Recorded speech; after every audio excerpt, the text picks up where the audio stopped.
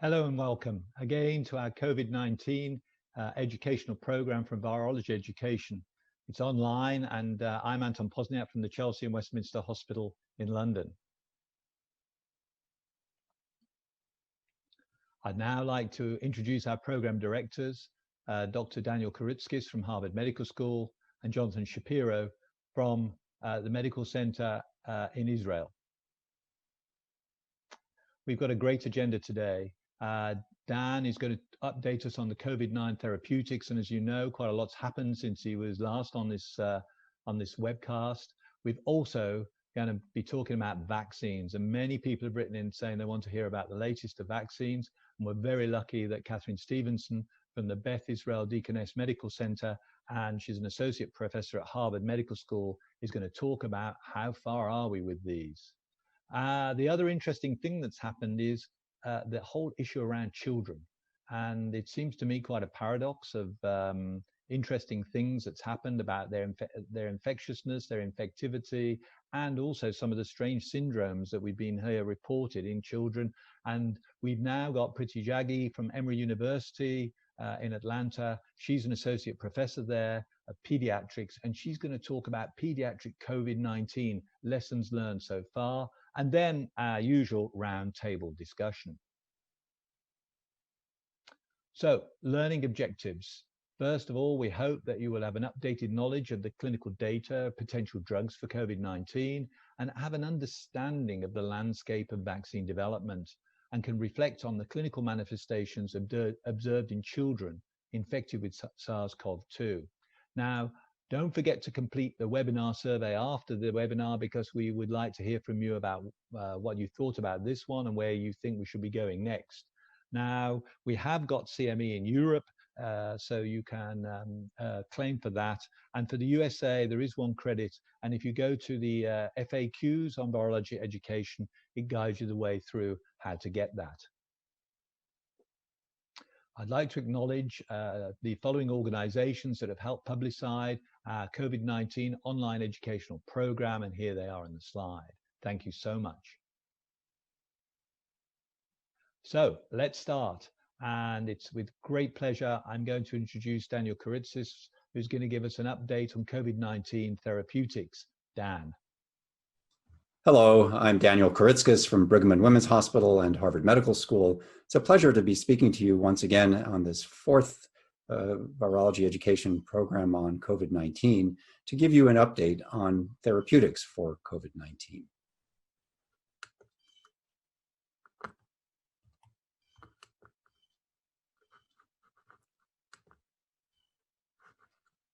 These are my disclosures.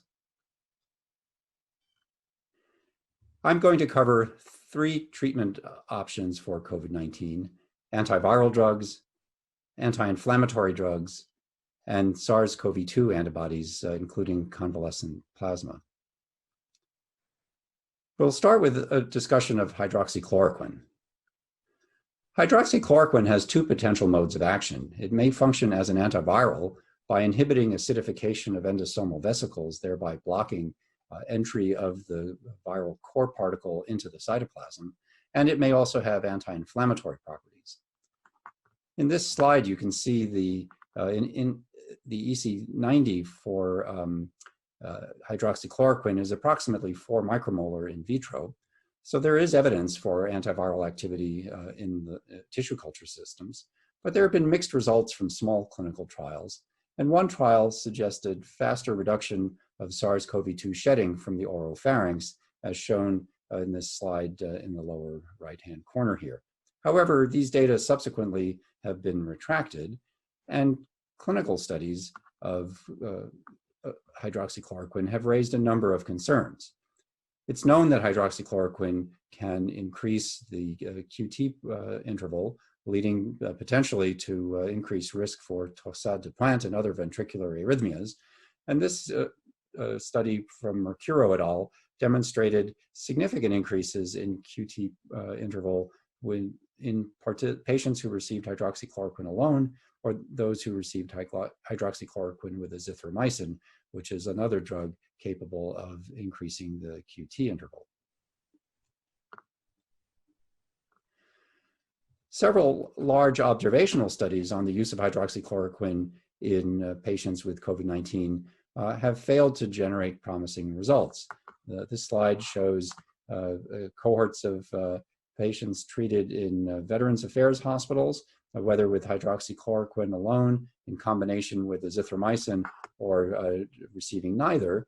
And you can see that, in fact, the mortality was somewhat higher in the two groups that included hydroxychloroquine, reaching statistical significance.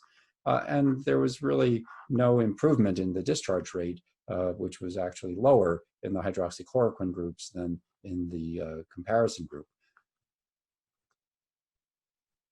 Similarly, a large observational study of nearly 1,400 patients treated with hydroxychloroquine or who did not receive the drug in New York City found that there was no difference in the risk of intubation or death. Now, of course, these were simply observational studies and may suffer from selection bias and other problems. And so what was really needed is a randomized trial. And we've seen the data from the first such study released just recently from the Recovery trial. Recovery is a large randomized placebo-controlled trial of several different possible treatments for patients admitted to hospital with COVID-19. So far, more than 11,500 participants have been randomized either to standard of care or to different arms, including hydroxychloroquine, low-dose dexamethasone, boosted lopinavir, azithromycin, tocilizumab, or convalescent plasma. Data from the hydroxychloroquine trial were reported recently after the DSMB recommended halting that arm. More than 1,500 participants had been randomized to hydroxychloroquine and compared with over 3,000 participants randomized to standard of care.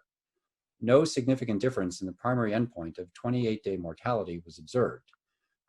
Approximately 26% of hydroxychloroquine recipients and 24% of those assigned to standard of care ended up dying during the study for a hazard ratio of 1.1, which was not a statistically significant difference.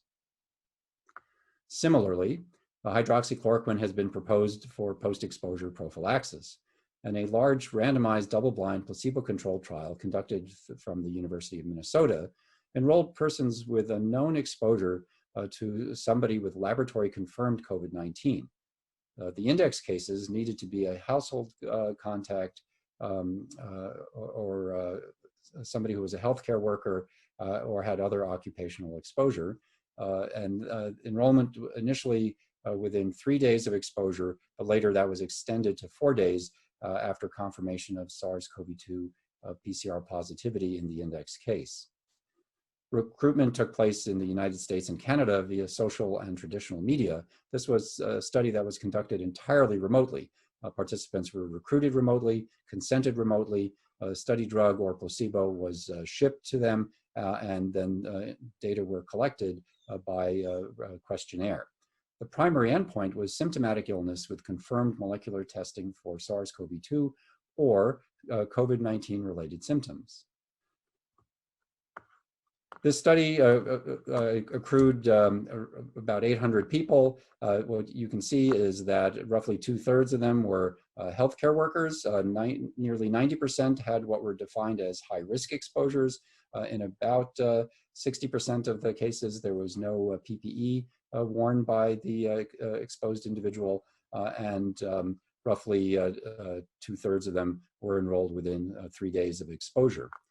What you can see from the table here, as well as from the graph, is that there was absolutely no difference in the incidence of confirmed or probable COVID-19 between the two groups, nor was there any difference in new symptoms or hospitalizations, providing evidence for the lack of benefit of hydroxychloroquine as a prophylactic. Well, let's turn now to a drug that does work, remdesivir. Remdesivir is an RNA polymerase inhibitor with in vitro activity against Ebola, SARS, MERS, and SARS-CoV-2. As shown in this graph over here, the EC50 for remdesivir is approximately 1 micromolar in tissue culture systems. So remdesivir has been tested against other viruses in the past and was found actually to be inferior to broadly neutralizing antibodies in the treatment of Ebola, and thus at the outset of the COVID-19 epidemic was not yet an approved agent. It had also been shown to be effective against MERS in murine and non-human primate models, and a number of randomized clinical trials were undertaken in moderate and severe COVID-19 disease. Very recently, data have been published demonstrating the efficacy of remdesivir in a non-human primate model of SARS-CoV-2. You can see here that virus load was moderately decreased in the monkeys that received remdesivir compared to control, but there was a much more dramatic effect on the ability to recover infectious virus from respiratory secretions, either from the upper respiratory tract or from the lung. And you can see in these photomicrographs the dramatic difference between very congested subpleural alveolar spaces here in the control group compared to the remdesivir treated group. Now, prior to the reporting of results from randomized clinical trials, a paper was published in the New England Journal of Medicine by Grein and colleagues looking at the experience with remdesivir in a compassionate use setting in patients with severe COVID-19. Overall, approximately 60 to 70% of those who were treated with remdesivir survived to discharge. This difference was, or not difference so much, this favorable outcome was observed more frequently in those who never required non-invasive ventilatory support as opposed to those who were intubated. And you can also see that there was much better outcomes in those who were younger compared to the oldest age group, over 70 years of age here. Of course, this again was not a randomized clinical trial, but the outcomes reported among those who received remdesivir, it seemed much better than the outcomes that were being experienced overall. There was also a disappointing result from a randomized clinical trial conducted in Wuhan. This was a double-blind, placebo-controlled trial in which hospitalized patients with severe COVID-19 were randomized 2-to-1 to receive remdesivir or placebo, with a primary outcome of time to clinical improvement by day 28. Unfortunately, the study was initiated in Wuhan at about the same time that the epidemic was coming under control, and so only 237 out of a planned 450 participants were able to be enrolled, dramatically reducing the effective power of the study to find a difference. And in fact, no difference was observed between the two arms, either in terms of the primary endpoint of improvement or in terms of the recovery of virus by PCR from the respiratory secretions of these patients. However, larger, better powered studies have had very encouraging results. The first of these is the ACT-1 study, studies funded by the National Institutes of Health. This was a placebo-controlled, double-blind, randomized clinical trial, again in hospitalized adults with COVID-19 pneumonia. Participants were randomized evenly to remdesivir or placebo with a primary endpoint of the time to recovery within 21 days. The preliminary analysis was conducted after there were 606 recoveries among the participants enrolled.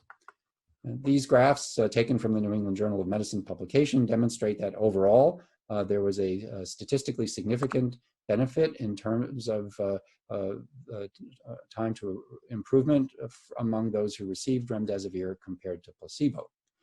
This benefit was more appreciable in those who were receiving supplemental oxygen as compared to those who did not require supplemental oxygen. In this subgroup, this difference did not reach statistical significance. And there was really little benefit observed in those who were already receiving mechanical ventilation or those on ECMO, not shown on this slide here. There were two additional trials that have been reported. These next two studies were sponsored by Gilead, the manufacturer of remdesivir. and they referred to as the SIMPLE trial. There were two studies, one in severe disease, people who had oxygen saturations of 94% or less on room air or required supplemental O2 to maintain that level of oxygenation. And in the severe trial, participants were randomized initially to receive either 10 days or 5 days of remdesivir. This was not a placebo-controlled trial. It was just looking at the difference in duration of treatment. And what you can see is that although there were some numerical differences in the proportion with clinical improvement or recovery and in the mortality rate, these differences did not achieve statistical significance. And in the New England Journal of Medicine paper, you can see in more granular detail using a 7-point ordinal scale for various respiratory-related outcomes that the distribution of participants in each of these categories is really quite similar regardless of duration of treatment, and that was true regardless of the level of ventilatory support at day 5. The second SIMPLE trial, which was done in moderate disease, enrolled participants who were hospitalized but had better oxygenation than in the severe group. This was a 3-arm study, and it was a placebo-controlled trial. So again, different durations of remdesivir were compared, 5 days versus 10 days, but there was also a standard of care arm. This trial initially enrolled 600 participants, and the primary endpoint was clinical status at day 11. When the 5-day arm was compared to standard of care, there was a substantially greater improvement in patients with an odds ratio of 1.65. That was statistically significant, suggesting really a 2/3 greater chance of improvement by day 11 for those who received remdesivir compared to standard of care. There was no difference between the 5 and 10-day groups, and the 10-day and standard of care group had a trend towards improvement but did not reach statistical significance. If we look at the adverse events associated with use of remdesivir, now going back to the ACT-1 trial, we can see that for the most frequent grade 3 or worse adverse events, the rates were really quite similar in the remdesivir and placebo groups, with no particular toxicity emerging as being concerning. These studies in aggregate led to the emergency use authorization of remdesivir by the Food and Drug Administration, using criteria really quite comparable to the ACT-1 study. So remdesivir is now available through the EUA in the United States for patients with COVID-19 who are hospitalized with an oxygen saturation of 94% or less on room air or requiring supplemental oxygen or other measures to maintain adequate oxygenation. It's authorized for both adult and pediatric patients, and it has to be given intravenously, and one has to monitor renal function. The drug is not recommended for use in people with an eGFR below 30 milliliters per minute. LFTs should be monitored, and clinicians have to collect and report serious adverse events and any dosing errors.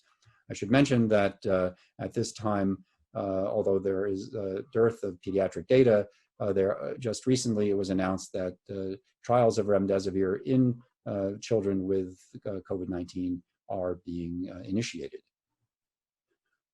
Well, let's turn briefly to look at anti-inflammatory drugs, and I'll speak today only about the use of corticosteroids. Here again, the recovery trial, if you recall, had an arm of low-dose dexamethasone, and the results from this study were recently reported out. These are just top-line results following recommendation by the DSMB to halt this arm. 2,100 participants had been randomized to receive dexamethasone at a dose of 6 milligrams daily for 10 days versus more than 4,300 who were randomized to regular care. The 28-day mortality overall in the study, as you might imagine, was highest in those requiring mechanical ventilation, and then somewhat lower but still rather high among those who needed supplemental oxygen, and 13% in those who needed no respiratory support at the study entry. There was a significant reduction in mortality for those who required mechanical ventilation. Mortality was reduced by a third. There was a 20% reduction in the need in mortality among those who needed supplemental oxygen, but really no benefit in those who did not require respiratory support. Then turning to convalescent serum, there's been a great deal of interest in the use of serum or plasma from individuals who have recovered from COVID-19 infection. Convalescent serum from survivors could contain high titers of neutralizing antibody and has been shown to have some benefit in the treatment of avian influenza, pandemic H1N1, and in MERS. And an early uncontrolled pilot study suggested a possible benefit to patients with COVID-19, 4 of 5 of whom were successfully weaned off of mechanical ventilatory support. There are, however, theoretical concerns regarding the possibility that some serum or plasma may include enhancing antibodies, and there are a number of clinical trials that are underway. Results from one such study, which was a phase 2 open label randomized clinical trial of convalescent plasma, were reported recently.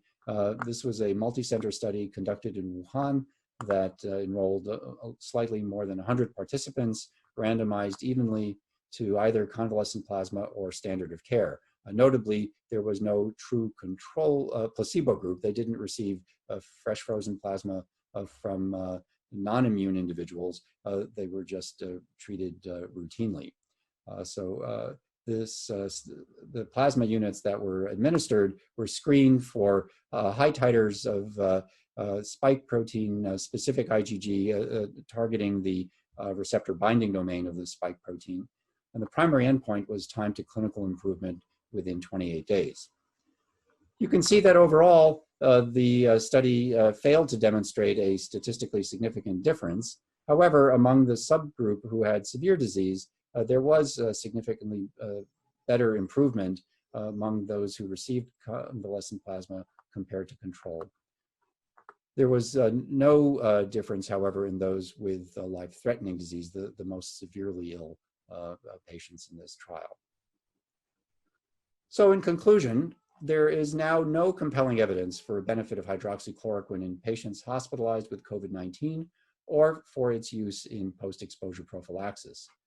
There are still trials that are ongoing in patients with less severe disease who are outpatient, although I'm not terribly hopeful that those studies are going to show us anything different.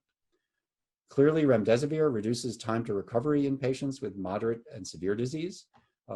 What we don't know yet is whether there is additive benefit of combining remdesivir with anti-inflammatory drugs, and such studies are currently underway.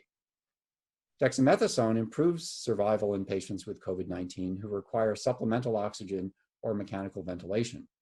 We'll have to await a more detailed analysis of data from those studies to see whether specific thresholds for initiating steroids in patients with COVID-19 can be established, as they are, for example, in patients with pneumocystis pneumonia in the setting of HIV infection.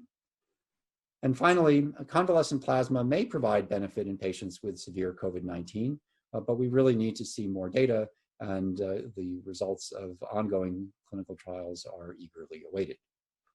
Thank you very much for your attention, and I'll turn this back to our moderator.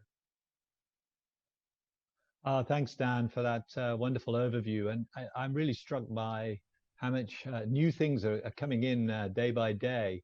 Now, there's something I note that it's quite hard to predict which drugs are going to be effective. I mean, we saw remdesivir and the effects on viral load wasn't that fantastic, yet the effect on the pathology in the lungs of those non-human primates was striking. And hydroxychloroquine looked like it was going to really do well, and it hasn't. And I hear there's yet another study just been pulled. Do you know much about that? Yeah, so there was another large trial called the ORCID study that was being run by the PETAL Consortium. That's a group funded by the National Heart, Lung, and Blood Institute here in the United States. it had a design not dissimilar to the recovery trial. It wasn't as complicated, but in the sense that it was randomized, placebo-controlled for hospitalized patients with severe disease. And that study was just halted a few days ago because at its fourth review, there was still no difference emerging in outcome between the treatment group and the placebo group, suggesting yet again the lack of benefit for hydroxychloroquine. No harm was observed, but there was clearly no benefit. Yeah, and I mean, we still we've gone through this whole phase of it becoming the drug to go to, where people were giving it routinely in their care, and now it's, I would say, I think the evidence is so much against it that it shouldn't be given in COVID-19 disease. But maybe we can talk a little bit about that thought later. One other question before we move on was that in the recovery trial with the dexamethasone, there was a 13% mortality in those who weren't given respiratory support, and actually it was unaffected by giving them dexamethasone. So these are well people, still had a death rate. Yeah. I mean, that's high, 13% given. Do you think they were just given too early, that they came back later? I mean, I know you don't know that what the full details, but I just wonder what your take on that was. That is a really interesting observation. I noticed that too in the DSMB summary. You wonder, could there have been other non-pulmonary related inflammatory manifestations, some of the coagulopathy or other events that we see with COVID-19 that might not have been affected favorably by dexamethasone and led to mortality? Or could it be that the timing of the dexamethasone was just not right? Yeah, a lot maybe still it's to essential. be teased out. Yeah, maybe it's essential, the timing. So, well, we look forward to more of that. So, Dan, thank you very much indeed. Please stay around for the round table. And now we move on to our next talk. And I'm really pleased to introduce Catherine Stevenson, who's going to talk about COVID-19 vaccines. How far are we? And it's something that, I think has got some exciting news. Thank you. Thank you for this opportunity today to speak about COVID-19 vaccines. I have no conflicts of interest to disclose. All vaccine development begins with a look at the pathogen. So this is a picture of SARS-CoV-2, which is a coronavirus. The viral particle, which contains RNA inside, is coated on its surface with spike proteins, and these are shown here in red. This is an essential protein for viral function because it binds to the ACE2 receptor and mediates entry into the cell. On the right is the spike protein. It's a structure. This was resolved in March. And this picture is showing that the spike protein is rooted in the membrane of the virus. And at the very top of the protein, what is seen most prominently by the immune system is shown in green, and that's the receptor binding domain. So there are all types of protective immune responses that are generated after exposure to a pathogen or to a vaccine. And usually for viruses, the first thing that we look for are neutralizing antibody responses. So these are antibodies that bind and inactivate the virus, and they actually prevent viral entry into cells from the beginning. They can also promote viral clearance. We do measure other things like binding antibodies that don't have a lot of function, or non-neutralizing antibodies that have different effector functions. And also, of course, cellular immune responses, which are required for coordination and for CD8 positive T cells to actually kill infected cells. Well, what do we know about natural immune responses to SARS-CoV-2? And I've underlined responses to say instead of immunity, because we actually don't know yet if humans can generate immunity to SARS-CoV-2, either by infection or by vaccination. But this study came out last week. This is from investigators at Rockefeller. And in this study, 149 individuals who had recovered from COVID-19 were analyzed, serum were analyzed. And what they found was that there was a wide range in neutralizing antibody titers, and that's shown on the right. So that's, in that figure, they're showing the distribution of the titers in both outpatients and in a smaller group of individuals who were hospitalized, so quite symptomatic. In regard to that wide range, there were a lot of people who actually had pretty low titers, but also some that had extremely high titers over say 5,000. And what they found by looking at these two different populations is that the magnitude of the antibody response seemed to correlate with severity of disease, and that's shown in the fact that the hospitalized patients had significantly higher titers. Overall, the geometric mean titer was about 100, 121. So in their analysis, they also found that antibodies were very similar among the different participants. They all targeted spike protein. They even targeted the same domains, like the receptor binding domain. And even if it was at low levels, they were able to identify potent neutralizing antibodies in pretty much everyone that they looked at. And that's quite supportive of a vaccine, because that means that a vaccine might be able to elicit potent antibodies in nearly everyone. But can you get immunity to SARS-CoV-2? And that's a question that can be looked at in non-human primates. So this is a study that I'm going to show from my colleagues at the Center for Virology and Vaccine Research under the leadership of Dr. Dan Baruch. In this experiment, 9 rhesus macaques were infected with SARS-CoV-2 via the upper airway. And all of the animals in this animal model had high viral loads in BAL, or bronchoalveolar lavage. So that's fluid from the lower respiratory tract. And that's shown in the figure to the right, looking at that panel of first challenge. There, the monkeys had a peak in their viral load around 2 days, and then a slow clearance of the virus that corresponded to some symptoms in these monkeys, taking up to 2 to 3 weeks to fully clear. These animals were similar to the humans. Once they recovered, they had median neutralizing antibody titers of about 100. So at day 35, these animals were re-challenged again with SARS-CoV-2 via the upper airway again. And that's shown in the panel to the right called second challenge.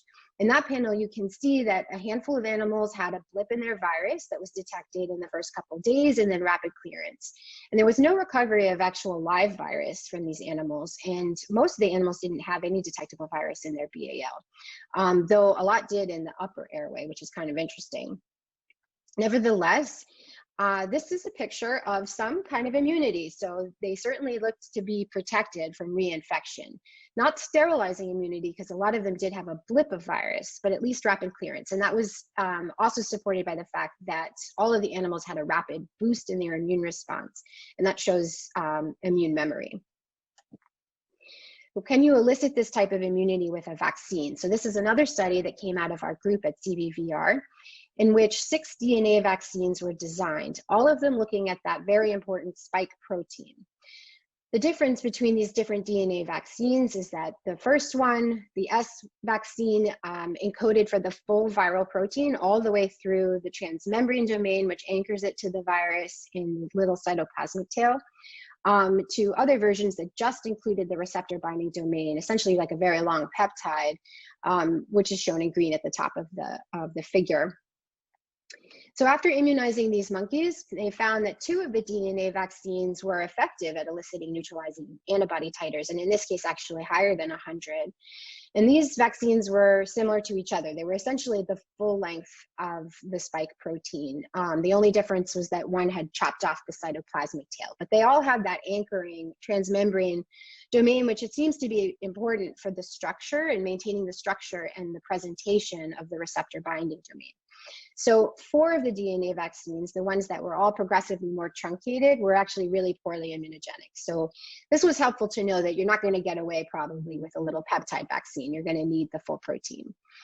Antibodies were specific to the spike protein as predicted, and also to the receptor binding domain. So at week 6, all of the animals were challenged via the upper airway, and that's shown in the figure to the right. The panel of placebo show the animals challenged with placebo that had the same kind of kinetics. They had a high viral load in their BAL, peaking around day 2, and then taking a couple weeks to fully clear. Animals that got that more effective vaccine in terms of antibodies, the spike vaccine, and that's shown on the right, had a blip in their viral load and then rapid clearance, very, very similar to the convalescent monkeys. And a subset of animals, about 8 of them, actually never had any detectable subgenomic RNA, which is a measure of actively replicating virus. Importantly in this study, and I think really critical for going forward in clinical trials, is that there was an inverse correlation between the neutralizing antibody titer and who was protected among these monkeys. And that's shown in the figure on the bottom, neutralizing antibody titers versus viral load in the scatter plot, which shows a significant relationship.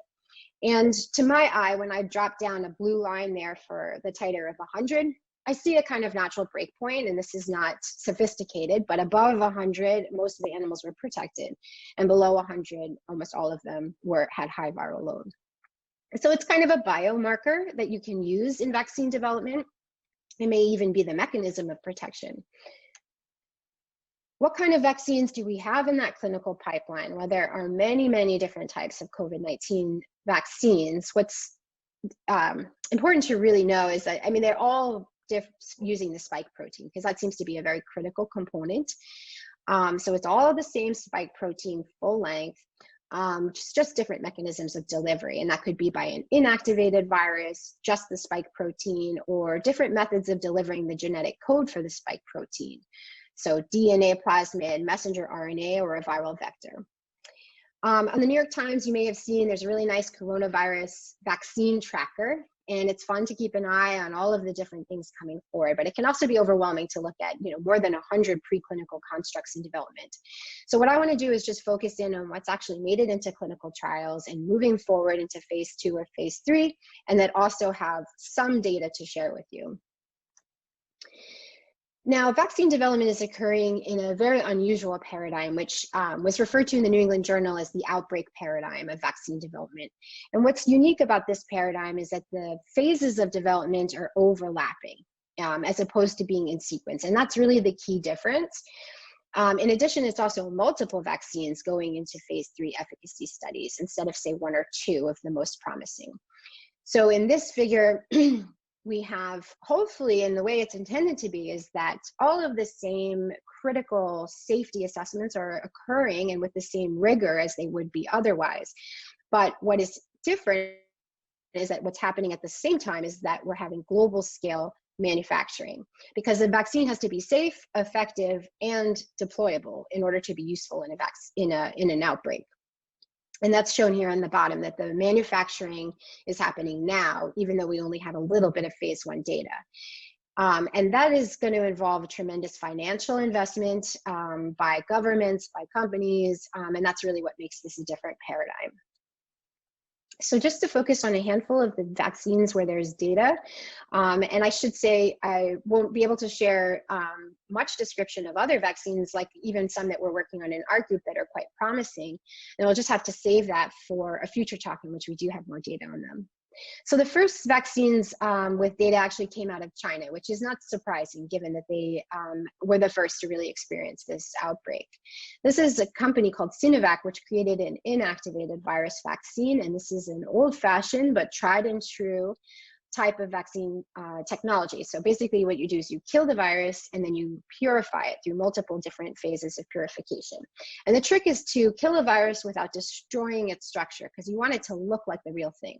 So they were successfully able to do that when they, and you can see that in that electron micrograph, where they show viral particles that looked intact, and you can even see the spike proteins on the surface. So they injected this inactivated vaccine into monkeys and other types of animals, found again that they elicited nice neutralizing antibody titers up to about 100. And when they challenged these monkeys, they found a significant reduction in viral RNA in lungs and in various different swabs. And what's shown on the right is the throat swab, so upper airway. And you can see that in the vaccinated monkeys shown in pink, they have a little bit of a blip, again, of virus in the upper airway, but then that is rapidly cleared over a couple of days. Importantly, they found in this study and described no antibody-dependent enhancement. So there's always a worry that your vaccine is going to somehow cause even worse symptoms and not protect. That's something that can be seen, say, in natural infection with dengue virus, but that was not observed here. And this vaccine is now in phase 1 and phase 2 studies. Now, per the media last week, the Sinovac company reported that neutralizing antibodies were elicited in more than 90% of the participants and that there were no safety issues, but take that with a grain of salt. That was purely in the press. Interestingly, the only vaccine study in humans to be published is a study of an adenovirus 5 vector vaccine. This is the very first that's out there, and this was in Lancet. This company, also a Chinese company, performed this trial as quite a nice study. And and this was in collaboration with other Chinese groups, was an open label dose escalation trial of 108 participants in Wuhan, China. And here they tested a replication defective adenovirus serotype 5 vaccine that encoded for the spike protein. They gave a single injection and then they followed participants for a month. So this is very short-term data. Now, to my eye, this vaccine elicited pretty low, moderate immune responses. So looking at the table, I've highlighted in blue the geometric mean titers observed with the different dose groups. And the highest dose group did elicit the highest titers, significantly better than the others, but the GMT was only about 34. So that's less than what we've seen in those animal studies or the convalescent plasma studies. In addition, the high dose was not particularly well tolerated. So a few patients had high fevers, muscle aches. And so they're actually moving forward into phase 2 studies without that high dose. I should add that what might be playing a role here and why these immune responses are lower than what was observed in the other studies I mentioned is that a lot of the participants had pre-existing immunity to Ad5 itself. So they'd been infected with adenovirus 5 somewhere along the way in their life, and that actually dampens the immune response when that happens. So perhaps the most widely known vaccine is the Moderna mRNA vaccine. And it's interesting that it's so widely known at this point, considering it actually doesn't have a lot of data out there. Now, what it consists of, this vaccine, is a lipid nanoparticle that encapsulates messenger RNA that encodes for the full-length spike. And what the company really brings to the table is actually the nanoparticle, because the messenger RNA is very unstable and degrades quickly, and so you need a mechanism to keep it stable when you inject it. Now, they just recently put out in a preprint publication the results of some mouse studies. And in this one, they show in this figure here, the neutralizing antibody titers actually look fantastic in this mouse model. So the titers were about 1,000. And then they showed that when they challenged these monkeys with a mouse-adapted SARS-CoV-2 virus, again, they had a reduction in viral load, and it was really dose dependent. So you can see this was related to the vaccine. So that's shown on the right-sided figure. So as you increase the dose, the protection became more pronounced. But they had less evidence of a change in the upper respiratory secretions. In any event, they again showed no disease enhancement. This is in mice, so this is not the greatest model here. Now, what made it newsworthy is that they really launched very quickly with this new technology, and they started their phase 1 trial back in March. And they tested a whole bunch of doses. They've added cohorts of patients, and now that phase 1 trial is actually up over 100 different participants. Now, they did release a press release, but it only reported some information about 8 participants. And what they reported in that press release is that the neutralizing antibody titers were similar to convalescent humans. Now, we can interpret that any way. We really don't know what that number is. As we've seen, that there's quite a wide range of titers in humans. And we also don't know why those 8 were presented and not others. Nevertheless, that is promising, what they've reported. And then in the media, it was also reported that that high dose, the 250 micrograms, that's the highest dose they tested, was also not very well tolerated with fevers and symptoms. And so the phase 2 trial, which is now ongoing, is testing 50 and 100 micrograms, excuse me. And the phase 3 trial for this is actually slated to begin in the United States next month. So this is a very rapid development of this vaccine. Finally, I'll end with just discussion of AstraZeneca, which is developed this vaccine in collaboration with Oxford. And this is an adenovirus vector vaccine based on a chimpanzee adenovirus. The advantage to this is that there's no pre-existing immunity among humans to this chimp adeno. So hopefully we won't have that issue of dampened immune responses. Again, it encodes for the full-length spike protein. So they tested this vaccine in non-human primates. Interesting, their titers are actually a little bit lower. Like you can see that in that figure, more like 50. But they did see some efficacy with it in the monkeys that they tested and challenged, where they saw vaccine prevented lung damage, the viral loads in the BAL were reduced. There wasn't any real change in the nasal swab RNA, but there's no disease enhancement. So a very similar kind of picture. They launched their phase 1 and 2 studies and are moving also quickly into phase 3 trials as they're doing global scale up of manufacturing. And so those studies may come out this summer as well in the United States. So to summarize, COVID-19 does lead to neutralizing antibody responses in humans, and that's very encouraging for vaccine development. There's a wide range in titers following infection with a GMT of about 100, and that's likely related to the severity of disease. Neutralizing antibodies target the spike protein, and it's currently unknown if those neutralizing antibodies in humans are actually protective against reinfection. That's unknown now. But it is shown now in monkeys, at least, that those convalescent neutralizing antibody titers are protective. Nearly all of the COVID-19 vaccine candidates that are in development use the spike protein. They all kind of use that same central piece. It's only the delivery mechanism that's really different. And finally, preclinical studies, they suggest that a successful COVID-19 vaccine is possible. So that is really encouraging. So vaccinated monkeys or animals using different platforms had reduced symptoms, they had reduced lung pathology, reduced viral RNA in many different compartments with rapid clearance. Now, sterilizing immunity is really not seen. That's where you have absolutely no evidence of virus after exposure, but you do see pretty rapid immune-mediated viral clearance with reduction of symptoms. Now, there's a new outbreak paradigm for vaccine development, and that is something we're going to have to keep our eye on how this goes, but multiple candidates are being tested at once, and global scale manufacturing is occurring simultaneously with the trials. Ultimately, a successful COVID-19 vaccine will need to be safe, effective, and deployable if it's going to make an impact on this pandemic. So thank you. I'm going to end there, and I will hand it back to our organizers. Thanks so much, Katie. It was really clear and has totally updated me on vaccines. Now, this neutralizing antibody story is quite interesting. In the re-challenge, there were some that spiked. Will you say that they had the lower levels of neutralizing antibody? In the re-challenge experiments, they were not possible. It wasn't possible with that small number of monkeys to say for sure that whether neutralizing antibody titer correlated with who had little blips in virus. I think in that case, it was because there were actually just a handful that actually had that viral blip.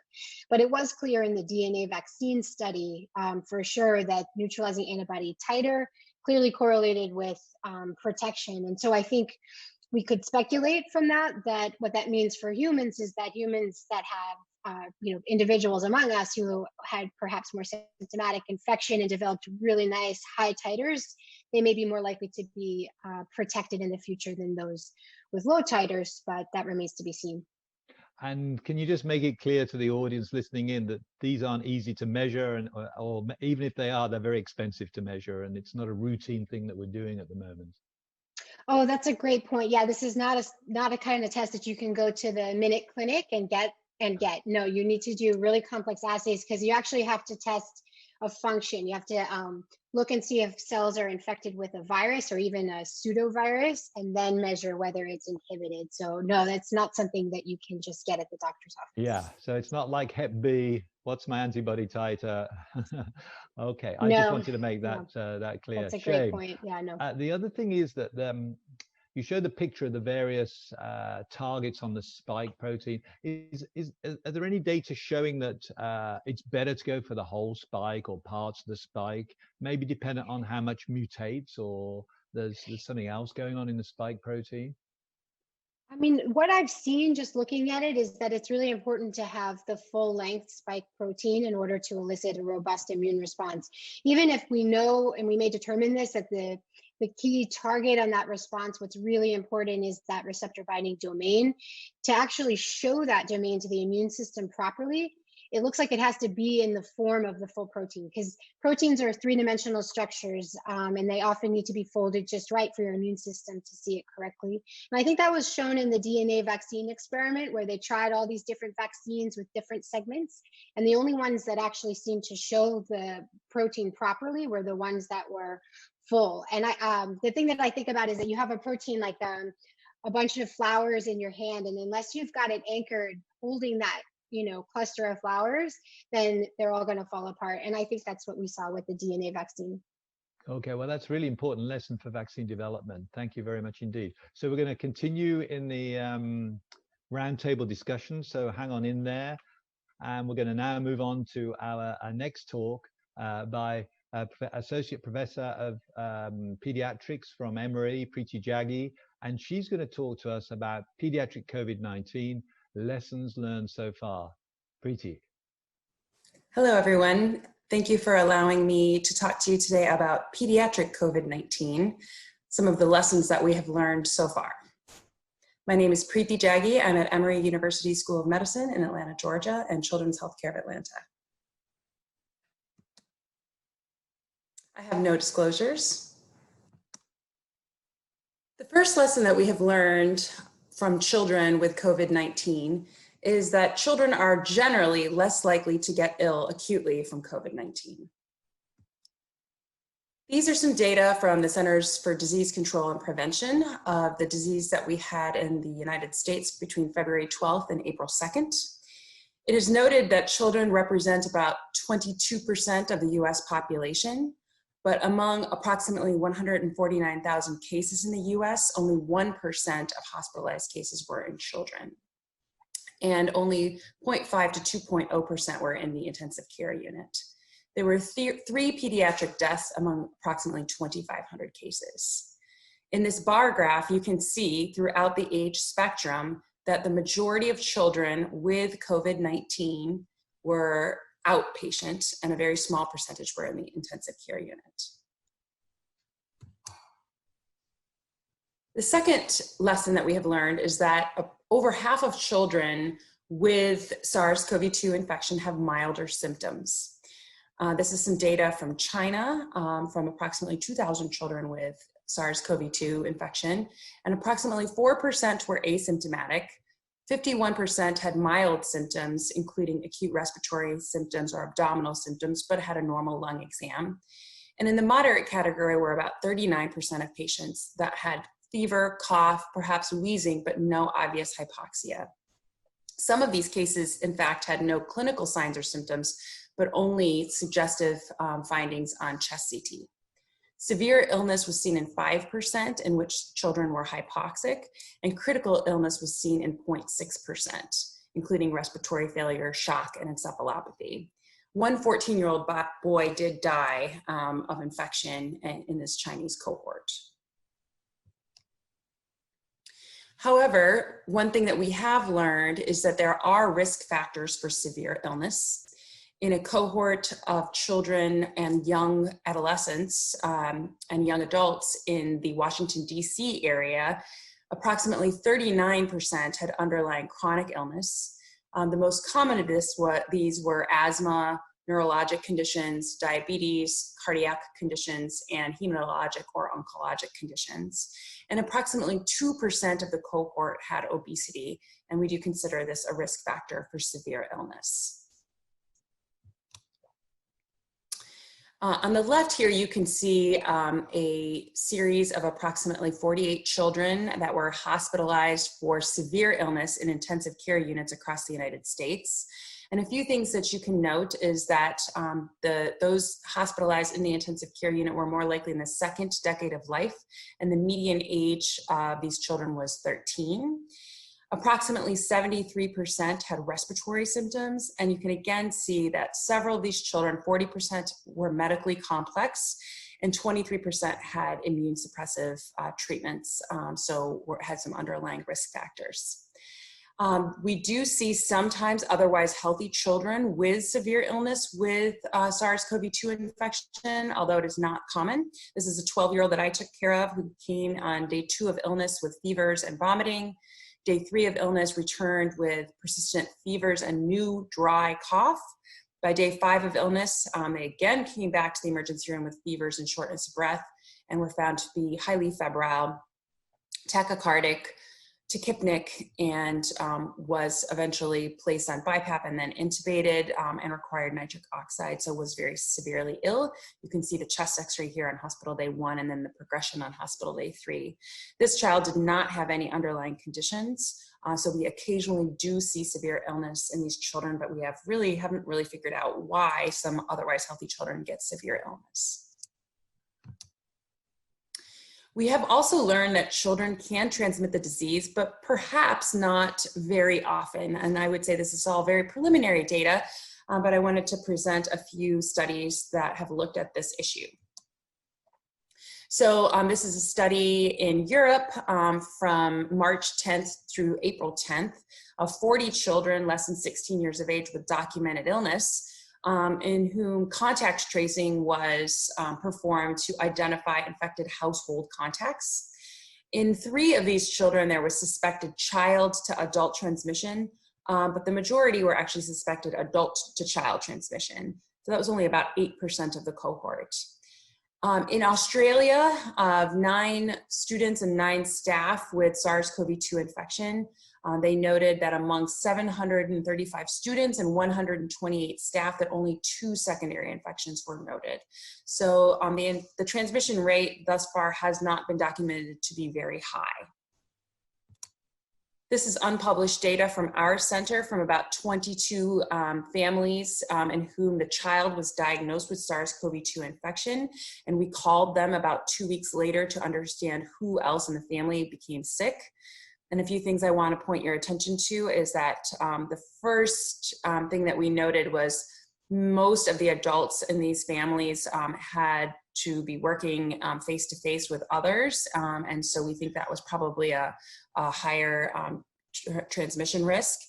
And most of the symptoms in the children occurred after actually an adult or another household contact, but there were some children who had symptoms first and then a parent developed symptoms later. But this is pretty consistent with about 8 to 10% of infections occurring, transmission being presumed to be from the child to the adult. The 5th lesson is that children may have an immune response that is actually worse than the original illness. And this is the multi-system inflammatory syndrome in children, or a pediatric multi-system inflammatory syndrome. There are a couple of different names for that. I'm going to give you an example of a child that had this condition in our center. He's 7 years old. He has no significant past medical history. He presented with fever, vomiting, and abdominal pain. And in the literature series, you'll see this is a very common theme, a lot of abdominal pain.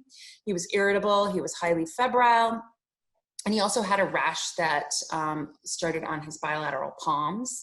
The rash progressed on his 2nd day of illness. And by day 5 of illness, he had redness of his eyes, he had dry, cracked lips, and tenderness of his neck bilaterally. He was admitted to an outside hospital with fever, rash, and had significant tachycardia and eventually developed hypotension. He was found to be lymphopenic on his blood count and anemic, and he had high inflammatory markers with a sedimentation rate of 67 and a CRP greater than 8. He did have a clinical decompensation requiring with hypotension refractory to intravenous fluids, and was started on vasopressive support. So upon arrival to our institution, he remained hypotensive, irritable with conjunctival injection, tender cervical lymphadenopathy, and a lot of abdominal pain, as well as bilateral edema of his hands and a blanching erythematous rash. His initial labs, again, noted that anemia, lymphopenia, low albumin of 1.8 grams per deciliter, and a high procalcitonin and inflammatory markers such as the C-reactive protein.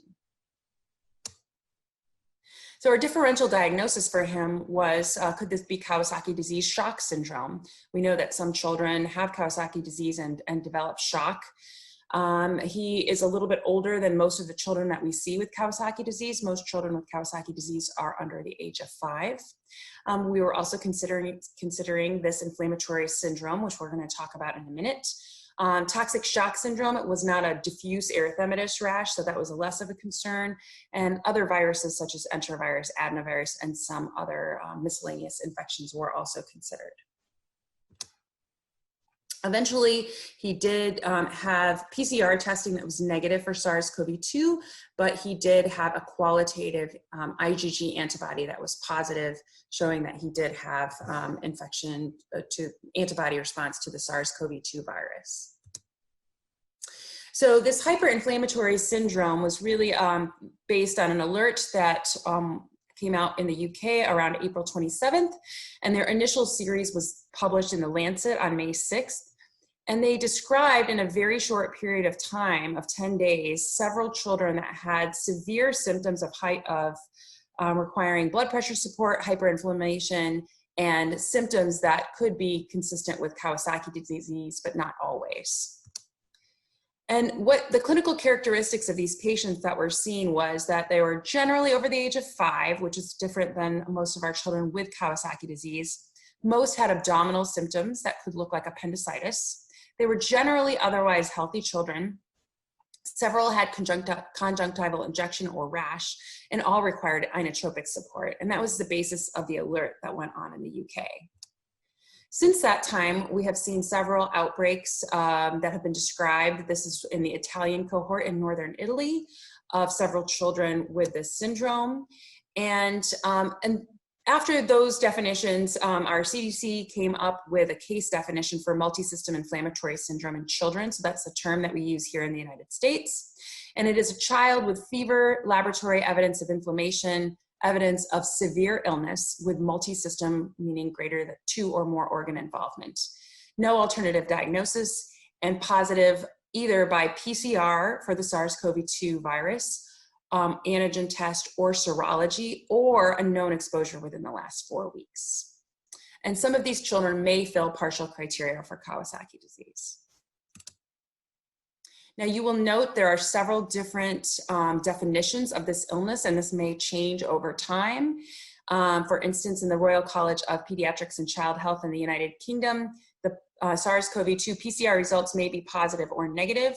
At the Center for Disease Control requires either antibody or PCR positive or an epidemiologic link. And the World Health Organization also requires some evidence of documented SARS-CoV-2 infection. These are some of the clinical characteristics out of the UK of 58 children with pediatric inflammatory multisystem syndrome, so a slightly different name there. But again, you can see that of these 58 children, 26% were PCR positive and 87% were positive by IgG. So generally in our center, we have found more patients positive by antibody than by PCR. These patients have fever, they have marked inflammation, several can develop shock with myocardial dysfunction, and we can see severe myocarditis. And about 14% in this series developed coronary artery dilation or aneurysm. So compared to those with Kawasaki disease, these children are older age and they generally have greater elevation of their inflammatory markers. This was a series also published in JAMA of 17 children at Columbia in New York City between April 18th and May 5th. And these children also, you'll see the similar pattern here, lots of fever, GI symptoms, gastrointestinal symptoms, mucocutaneous findings sometimes, and then shock. And 47% were positive by PCR and 53% were positive by IgG. So some patients are positive, but for both. As far as treatments for these conditions, here are some examples of the treatments that have been provided. Of course, we have no randomized controlled trials to tell us what is the proper treatment. Many centers have been using intravenous immunoglobulin, just extrapolating from our experience with Kawasaki disease and knowing that that prevents coronary artery aneurysm in those kids. And then several patients have been treated with methylprednisolone, with some centers also using in some select cases anakinra or infliximab. Most children do well with this illness, although there have been some deaths and some ECMO use in these children. And then you can see here that some children will have had some coronary artery dilation at some point during the illness. We should remember that we should expect that some children with a phenotypically sort of a typical Kawasaki disease picture will have detection of SARS-CoV-2 from the nasopharynx. This is a 6-month-old who did not have a multisystem inflammatory picture, but really had much more of a typical picture for Kawasaki disease, who developed rash, limbal sparing conjunctival injection, dry lips, And they were treated with intravenous immunoglobulin and aspirin and did well. Their echo was eventually normal, and they had SARS-CoV-2 detected from the nasopharynx. So we know that viral detection in general is fairly common in children with Kawasaki disease. So we should expect that some children that have phenotypically sort of our normal run-of-the-mill Kawasaki disease will have detectable SARS-CoV-2 from the nasopharynx. So a few of the lessons to summarize is that children generally are less likely to become ill than adults with acute infection from SARS-CoV-2. Most children will have mild symptoms, and there are some risk factors for more severe illness, usually in the second decade of life. Obesity is a risk factor, underlying respiratory conditions or other chronic conditions are a risk factor for severe illness. Children can transmit the disease, but it may be a little bit less common than we thought, although we really need a lot more data to be able to understand that, especially with schools opening. And then the multisystem inflammatory disorder, which can go by a few different names, can occur, we think, after a SARS-CoV-2 infection. The working hypothesis is that it is probably a post-inflammatory syndrome that occurs in children. And then finally, just wanted to leave you with this picture in that what we know about SARS-CoV-2 infection is very little, and what we need to learn is very much in the future. And hopefully we will get more information as time goes on. Thank you for your attention.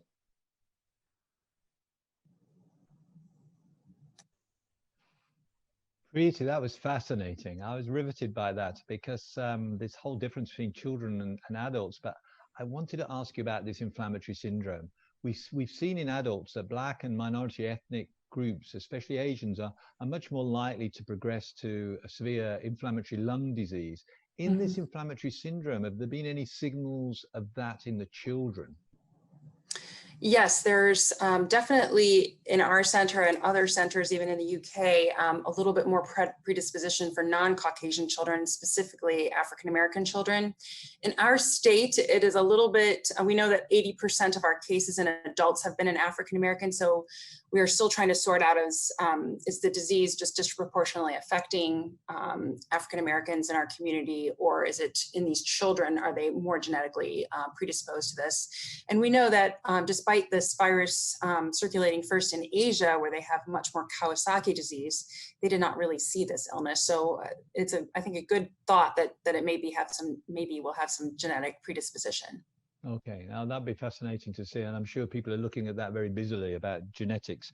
The other thing is the adults are using a lot of anti-IL-6, and I was interested here, it's anti-IL-1 for this syndrome. Is there anything to light to shed on that and the differences? Because anakinra is anti-IL-1, isn't it? So. Yeah. We have used anakinra in some cases of patients with severe Kawasaki disease. So I think a lot of the use of these agents has been extrapolating from our experience in Kawasaki disease, because many of these patients can look very similar to a Kawasaki disease shock syndrome. I would say everyone's kind of doing slightly different things. I would say most of the centers are many centers are using IVIG as a first-line treatment and then corticosteroids, but certainly I think we've just started using anakinra because we have used it in some other pediatric illnesses, also including systemic onset juvenile arthritis. So our rheumatologists feel very comfortable with it. So I think we have a lot to learn about what is the proper treatment for these kids. Wow, it is very, very interesting syndrome, and the coronavirus seems to throw up something new every day. Yeah. So now we're going to move to the roundtable discussion. So if everybody can come online.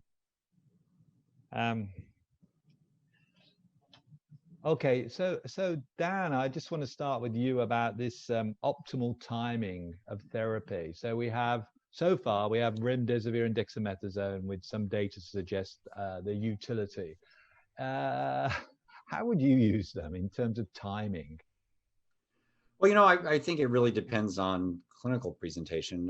It's first of all, we're guided in the case of remdesivir by the existing emergency use authorization. So a patient would have to be hospitalized. They'd have to be hypoxic, so an oxygen saturation of 94% or less.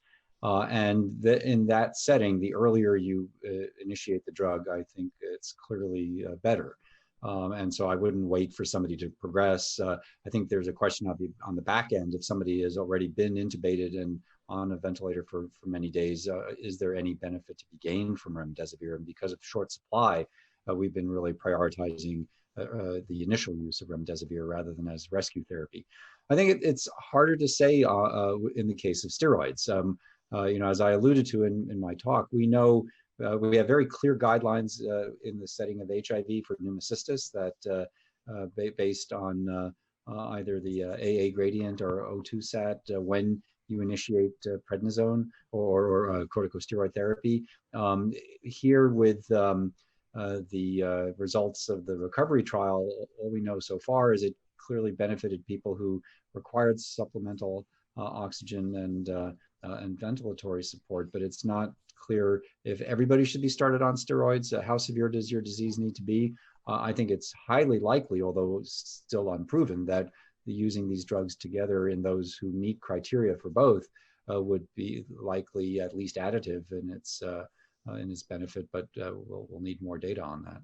Yeah, because there was this tension between when do you use an antiviral for its antiviral effect in COVID to prevent progression maybe, and when you use an anti-inflammatory when you've got consequences. So I suppose we just have to hold our breath for a while and wait and see what the studies are going to show.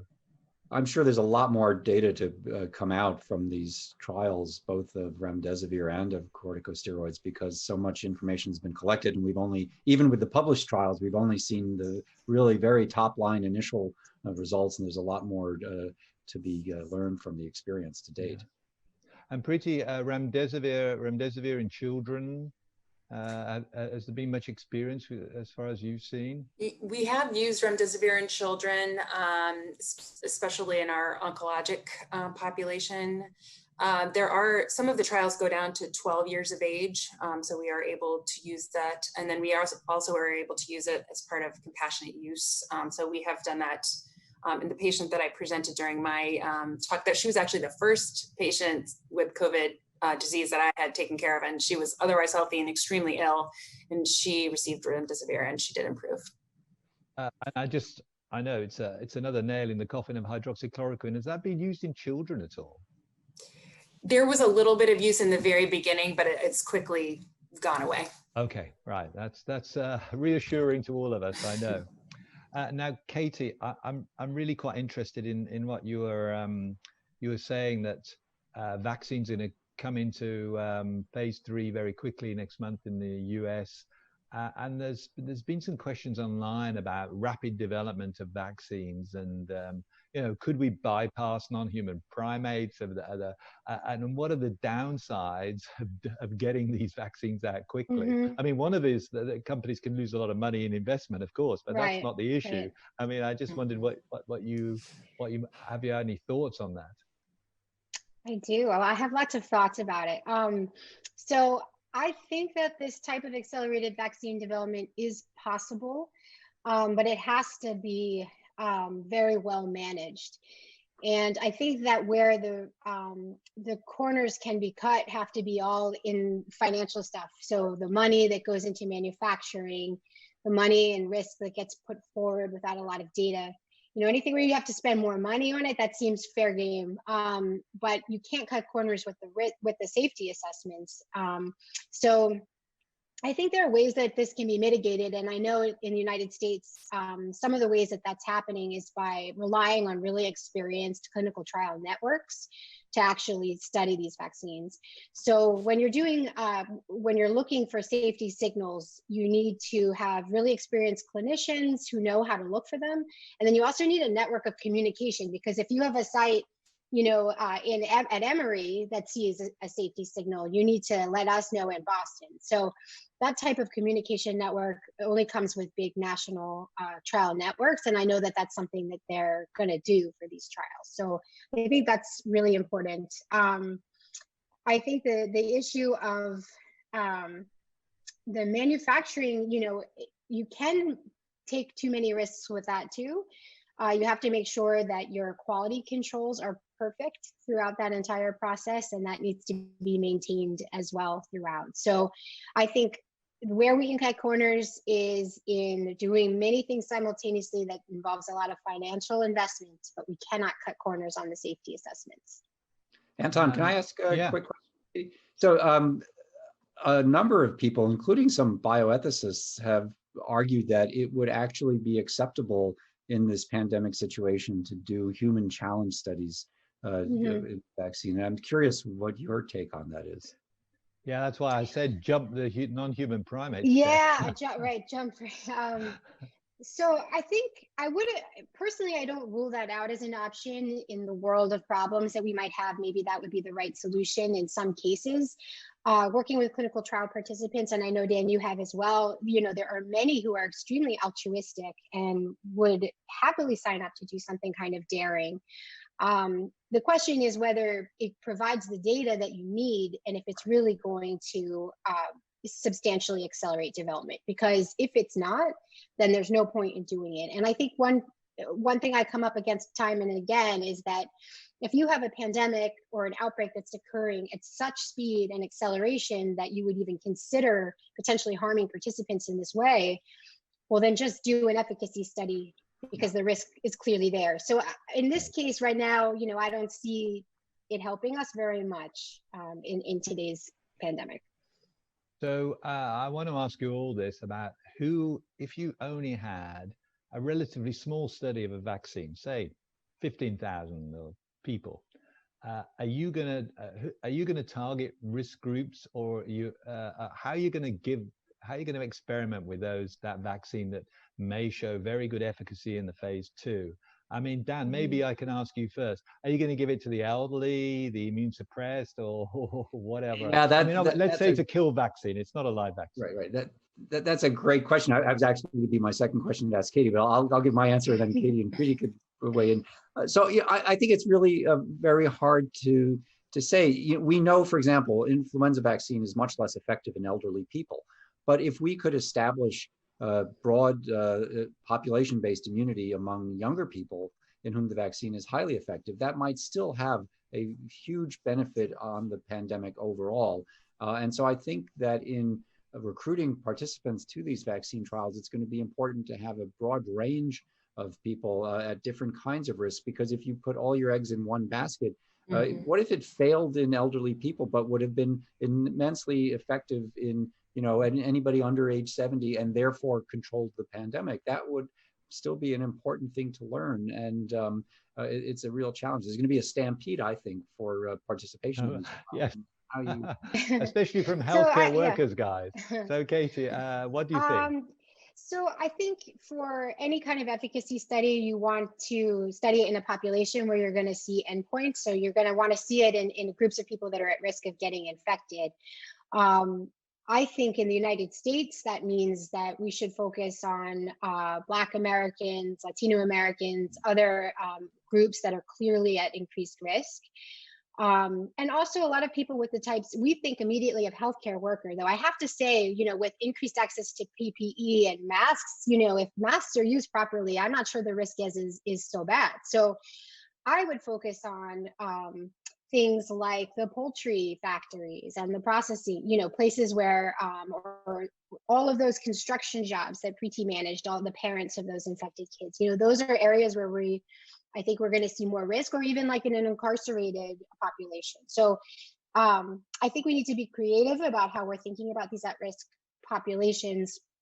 And I think that Dan's point about to make sure that we enroll a really diverse group of people in terms of age, and then also, as I mentioned, ethnicity, because we need to look and see whether these vaccines are effective in all these different types of people. And I would say, even though I think there is a stampede of people for sure that I know who want to be in these studies in the healthcare world, the general population is different.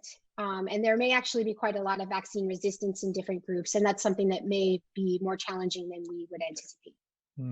So Preeti, I could turn this to you and say, why bother vaccinating children? They hardly transmit to adults and they hardly ever get sick. So why don't we just focus our vaccination program, say, on the over 12s and all those guys underneath? Do they really need it?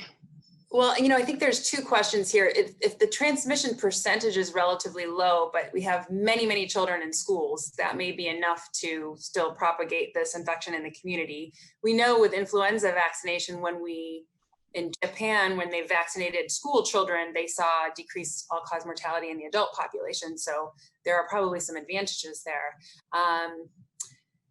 So, I think it remains to be seen when in the United States, when our schools open up, really how much transmission there will be in order to understand if the transmission risk is really substantial or not. Even if it's low, it might be high enough number of people out there that are, that are transmitting the illness. And I don't know, masks are much harder to use in children. In my clinics, I see children, they come in with a mask and half of them have it underneath their nose and their mouth is shown, and they're not wearing it right, because it's very hard to get a child to do that correctly. I do think there is some concern in the pediatric world with the inflammatory syndrome, though. Is the vaccine going to uncover that illness if it's a second exposure, or like dengue vaccine in children has been a problem? Mm-hmm. I think there is some concern that I've heard about in pediatric circles just with this, although I don't think this is a very, very common illness. It is occurring and the children are really, really ill. So that is a concern. Okay.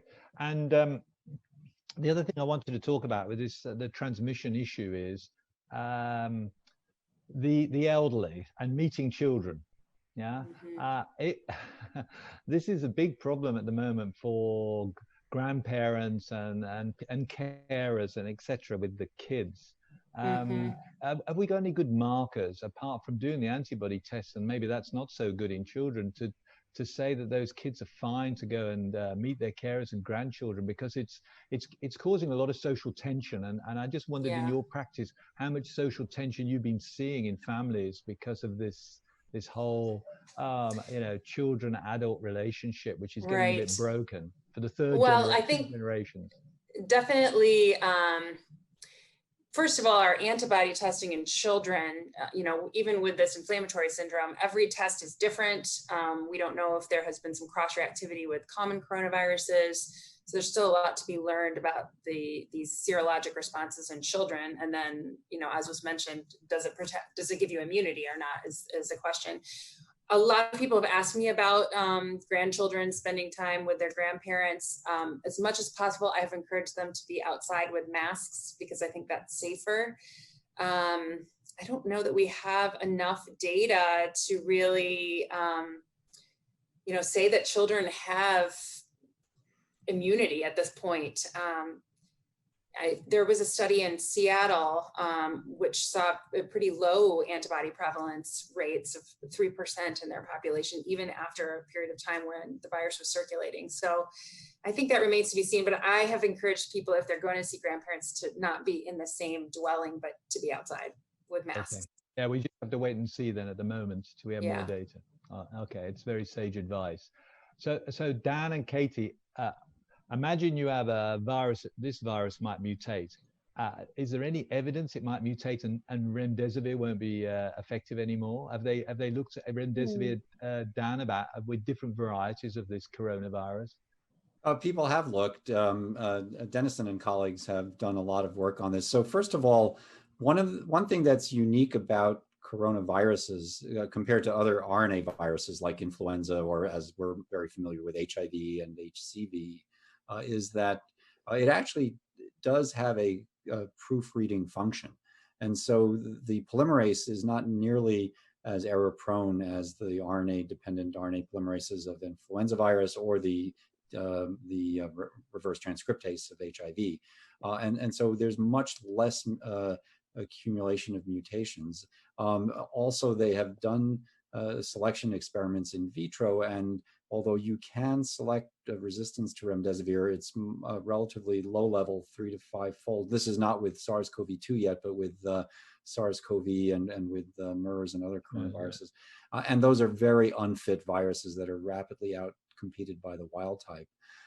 So we'll have to see. I know that data samples are being collected from the remdesivir trials, and I'm sure that the folks organizing those studies are hard at work trying to see whether any resistant virus has emerged.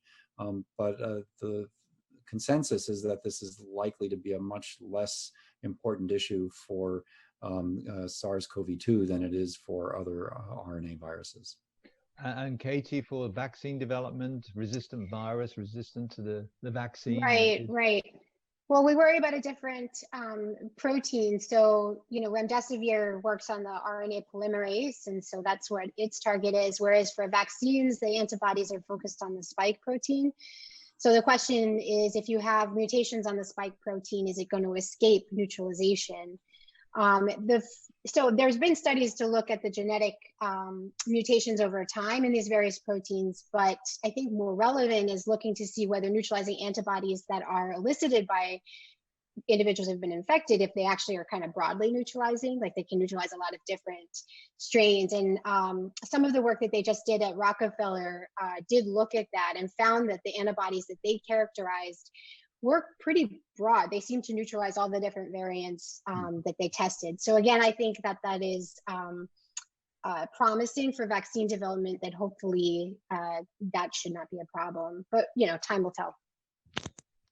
Well, that's fascinating, actually. Yeah, let's see how that goes, and maybe we'll be, especially with what's happening with the epidemic in the US and Latin America and now India, we might get some more data. So Preeti, I can't let a pediatrician off without talking about breastfeeding. And if a mother's got COVID-19 with a young baby breastfeeding, what do we say? We are encouraging expressed breast milk and to temporarily be apart, but expressing for a short period of time. But then, of course, because we still want to encourage breastfeeding overall, so the breast milk is okay. We're just not sure about the contact with the baby. So that is what we're recommending right now. That may change in the future. Okay, so the infectivity of breast milk is not there. That's a good question. Seen. I don't think that there is any notion that it is transmitted in the breast milk itself. But No, I know in monkeys. I mean, in monkey studies, it's very hard to detect the virus in blood itself. So I think almost all of the virus that's detected is all in the airways and the lungs. So hopefully that also works for breast milk. Yeah. It's really important, I suppose, because again, with the whole family to deal with, it's very problematic. Yeah. Well, I'd like to thank you all for being part of the roundtable. Thank you very much for your absolutely excellent talks. They've been marvelous and wonderful. Every time I do this, I learn a lot more. And I wish you well in your perseverance of your research and your clinical work. And look forward to talking to you at another one of these COVID-19 educational program events. Thank you so much. Thanks very much, Anton. Thank you. It was a lot of fun. Thank you. Thanks. Okay, so now we're going to close the symposium. And we've had 3 great talks, one on treatment, and we've seen now more data on remdesivir and dexamethasone, which may be very useful.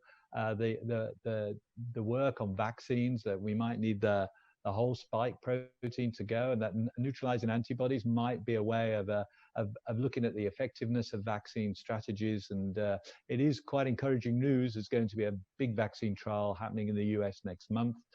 And then in children, I think the transmission between children and adults is a fascinating part of this whole puzzle.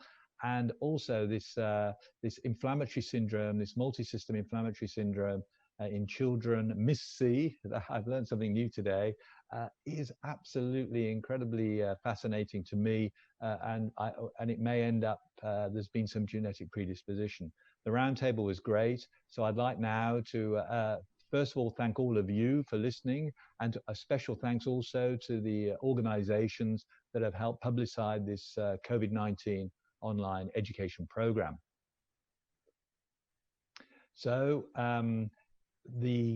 please complete the webinar survey after the webinar. It will pop up for you, and you can visit us at this web address for the materials and for more information. Thank you so much for joining us. So, and finally, please mark your calendar for the next edition, and things will have changed. I can guarantee that. It's going to be Tuesday, the 14th of July, 2020. And here are the 3 of the time zones, 8 o'clock in the evening in Europe, 2 p.m. in the Eastern Daylight Time, and Pacific Daylight Time, 11 a.m. in the morning. And with that, from all of us here, and a special thanks to all the guys in the back room who've produced all this for us, good morning, good afternoon, and good evening.